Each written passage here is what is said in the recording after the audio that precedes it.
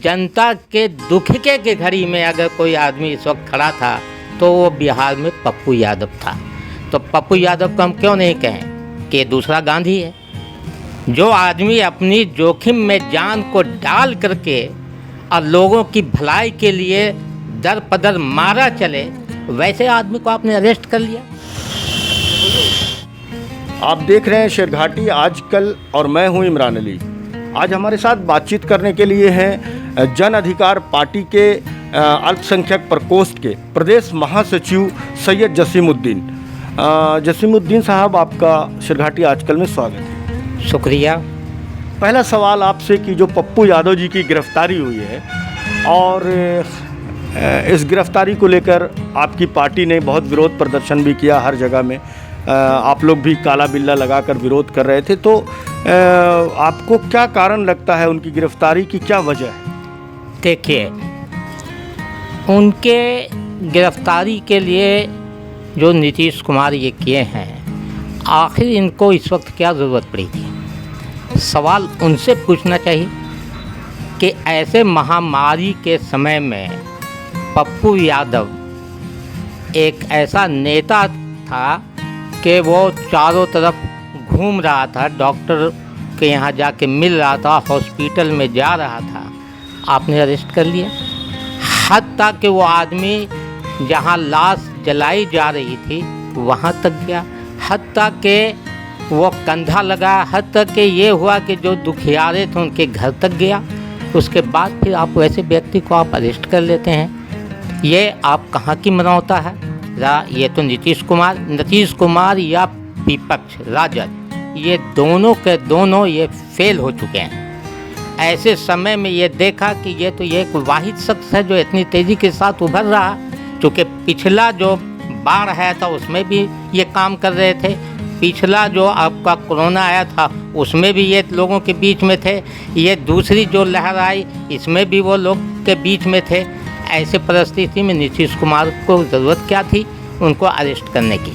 लेकिन जदयू के लोग उन पर यह आरोप लगा रहे थे कि पप्पू यादव अपने आप को कानून से ऊपर समझने लगे हैं। बिल्कुल गलत बात है।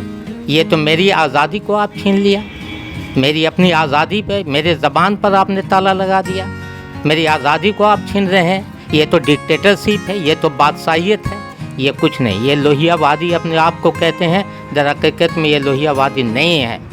अगर ये लोहियावादी होते तो लोहियावाद ने कहा था कि संसद रोड पे भी चल सकता है, मैदान में भी चल सकता है। तो ये सब ये है नहीं, इसलिए इस तरह का ये आरोप या नासमझ हैं। इस तरह के लोग, उनके कार्यकर्ता लोग आरोप लगाते हैं। अरे साहब, एम्बुलेंस, अब बहुत राजीव प्रताप रूडी ने प्रेस कॉन्फ्रेंस करके कहा कि अगर पप्पू यादव बीमार थे तो बीमार थे, वो गिरफ्तार होते ही बीमार हो गए या बीमार थे तो फिर उनको हर अस्पताल में जाने की क्या ज़रूरत थी? वो जहाँ जाते हैं हर नेताओं से झगड़ा करते हैं, हर जगह जाके वो भिड़ जाते हैं, तो ये सब उनको, सब नेताओं को अपमानित करते चल रहे हैं। ये राजीव प्रताप रूडी उन पर आरोप लगा रहे हैं, उनको क्या कहेंगे आप? एक देहाती कहावत है कि जो चोर होता है वही दूसरे को चोरवा कहता है। 60 एम्बुलेंस का क्या काम? एम्बुलेंस किस लिए है? वो पेशेंट के लिए है, वो डॉक्टर के यहाँ, वो हॉस्पिटल में खड़ी रहेगी कि आप उसको 60 एम्बुलेंस को बाज़ाब्ते कपड़ा से उसको ओढ़ा करके आप अपने हवेली पर रखे हुए आप? क्या करते थे वो उस एम्बुलेंस से? तो मालूम हुआ कि ये जो है एम्बुलेंस से रेत ढोते थे, एम्बुलेंस चलाते थे और लोगों से पैसा ऐंठते थे। ये इस तरह के ये काम कर रहे थे। इनका पोल खुल गया, इनका मामला सामने आ गया। अच्छा, हम गरीब लोग के लिए अगर वो एम्बुलेंस पकड़ लिया इनकी, तो कौन दरियाई में दाग लग गया? तो सोचने की बात है। इनको तो तुरंत नरेंद्र मोदी जी को, ऐसे संसद को फ़ौरन निष्कासित करना चाहिए, आप पार्टी से निकालना चाहिए। हम इसके लिए मांग करते हैं। ये हालात हिंदुस्तान की ऐसे समय में, जिसे कोरोना काल से कम से कम आपको कैसा लगता है? हमारे हिसाब से तो करोड़ों लोगों की जान जा चुकी है। देखिए, ये हमजापुर में 49वां मौत आज हो चुकी है। एक गांव में 49 मौत, कोई हॉस्पिटल तक का में जो है सो कोई इंतज़ाम नहीं है। एक एक हॉस्पिटल में, जैसे अभी सदर हॉस्पिटल शेरघाटी आप देख रहे हैं, यहाँ जो है आप एक आदमी, एक डॉक्टर जो राजेंद्र प्रसाद, ये 10-15 साल से यहाँ जमा हुआ। ज़रा सोचिए आप, जो हॉस्पिटल में गया, आप चूँकि सिरघाटी हैं, आप पत्रकार हैं, आप सब जानते हैं, जो इस हॉस्पिटल में गया सो मर गया। अभी असदुल्ला मास्टर को 8 दिन पॉजिटिव थे, वो रखा, घर पर ला करके छोड़ दिया। वो बेचारे का उसी दिन रात देहांत हो गया। बीमारी के हालत में ऑपरेशन करा के भी आया है, और वो हॉस्पिटल जा रहा, वो आरा हॉस्पिटल में भी पहुंच गया। ये तो मेरा पूरा पोल खुल जाएगा, इसलिए इसको अरेस्ट किया गया। अभी कोरोना को लेकर आप जैसा बता रहे हैं कि एक गांव में इतनी मौतें हुई हैं, और वो जो मौत का तांडव है पूरे देश में हर जगह जो देखा जा रहा है, हर जगह कब्रिस्तान और शमशान में जो भीड़ है, तो ऐसे हालात क्यों बने हैं? आपको क्या लगता है, क्या कारण है ऐसे हालात? इतना कोरोना की दूसरी लहर में इतनी रफ्तार क्यों पकड़ लिया था? देखिए, आप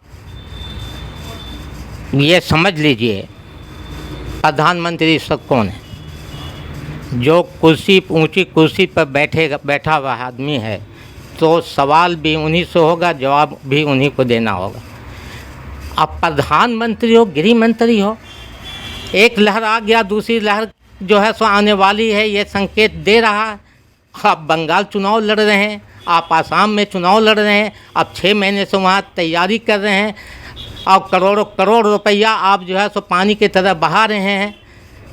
तो ये हम गरीबों का मजाक उड़ाया गया है, और धर्म के नाम पर और जात के नाम पर, और इस तरह से कर के वोट को बटोर करके ले करके, इसलिए ने कहा था कि जमहूरियत जो है वो मूर्खों की सरकार है। आप हिस्ट्री में देख लीजिए कि एक चैप्टर था, कौन बनाता। तो इस तरीके से 3 लोग अच्छे से जान गए हैं कि मज़हब के बुनियाद में ले लो, 1 किलो 2 किलो अनाज बांट करके वोट ले लो।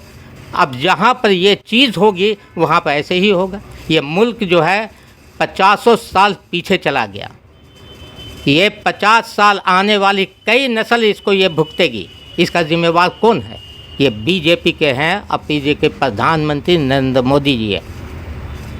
अच्छा, स्थानीय स्तर पर आपके दल के लोग, जो अस्पतालों में कमी है या जहाँ कहीं व्यवस्था सही नहीं है, तो आपके नेता, आपके दल के नेता या आप लोग क्या कर रहे हैं?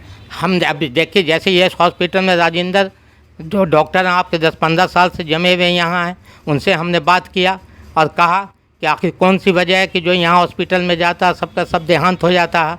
ये हालत देख करके आपको मालूम होना चाहिए पत्रकार महोदय कि आप एक बार पीछे का लॉक को तोड़ करके सारे पेशेंट घर भाग गए, जब उनको ये बात मालूम कुछ हॉस्पिटल में है ही नहीं, और उसके बाद वो लोग पीछे दरवाज़ा से खिड़की खोल करके और सबके सब जो है सो पेशेंट घर भाग गए। ये हालत आपको शेरघाटी की, हम तो बताया आपको पिछला कि आप देखिए ये हमजापुर गांव है, आप यहाँ सर्वे करवा लीजिए, 48-50 मौतें हो चुकी हैं, और जो इस हॉस्पिटल में गया सबका सब मर गया।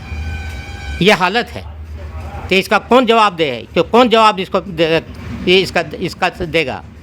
इसका जवाब दे, आखिर बनता कौन है? ये मुख्यमंत्री नीतीश कुमार बाबू। यहाँ सरकार उनकी है, सवाल उन्हीं से होगा, जवाब उनको ही देना होगा। क्या आप देख लीजिए। अभी पप्पू यादव की रिहाई को लेकर आप लोग मांग कर रहे हैं, और कोई इस बात को लेकर, अब तो वो बीमार हैं, हॉस्पिटल में हैं, तो अभी आपकी पार्टी आगे और क्या करेगी? देखिए, कोरोना के चलते हम लोग आंदोलन नहीं कर रहे हैं, काला बिल्ला लगा करके और बैठे हुए हैं। तो इसलिए नहीं कि आवाम के हित के लिए कि अगर रोड पर आएंगे, भीड़ लगेगी, तो ये कोरोना गाइडलाइन के ख़िलाफ़ बात हो जाएगी।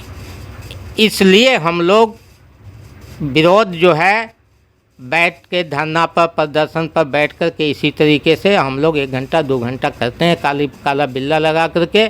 हम लोग रोड पर इसलिए नहीं आ रहे हैं। क्या मांग है आपकी? हम लोग की मांग है कि पप्पू यादव को रहा किया जाए, पप्पू यादव को रहा फ़ौरन किया जाए, छोड़ा फ़ौरन जाए, और साथ साथ ये मांग है कि सारे हॉस्पिटल का इंतज़ाम जो है वो सही और दुरुस्त हो। ये नीतीश कुमार से हम लोगों की मांग है। चलिए, बहुत बहुत शुक्रिया हमसे बात करने का। जी शुक्रिया, आदाब।